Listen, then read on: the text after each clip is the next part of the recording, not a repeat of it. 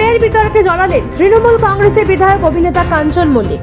এবার আরজি কর কাণ্ডে প্রতিবাদীদের উদ্দেশ্যে মন্তব্য করে বললেন, যে সরকারি কর্মীরা কর্মবিরতি করছেন তারা বেতন নেবেন তো? সরকার পুজোয় বোনাস দিলে নেবেন তো? প্রশ্ন কাঞ্চনের। মতামত, ব্যক্তিগত সিদ্ধান্ত ভালো। তা যারা কর্মবিরতি করছেন শাসক দলের বিরুদ্ধে বা বলছেন, তারা সরকারি বেতনটা নিচ্ছেন তো না নিচ্ছেন না? মানে আমার প্রশ্ন, বোনাস টোনাস যে হয় তো সরকারি, সেটা নেবেন তো না নেবেন না? মানে মানে আমি এমনি প্রশ্ন। আচ্ছা ধরুন যারা বলছেন এই আমাদের ফেরত নিয়ে এই চারিদিক থেকে, তারা যারা সরকারি কোনো পুরস্কার বা ইত্যাদি নিয়েছিলেন তারা ফেরত দেবেন? বলুন, ফেরত দিয়ে দিচ্ছি।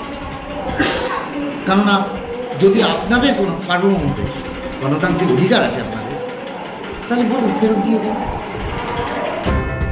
আরজি কর কলেজের এক্স স্টুডেন্ট অ্যাসোসিয়েশন থেকে সরানো হলো রোগী কল্যাণ সমিতির চেয়ারম্যান শ্রীরামপুরের বিধায়ক ডক্টর সুদীপ্ত রায়কে।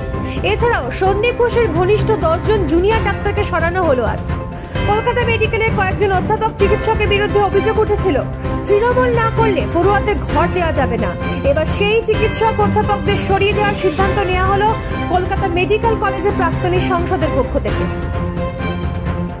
কলকাতা থেকে নিজস্ব প্রতিনিধি রিপোর্ট, নিউজ প্রাইম বাংলা।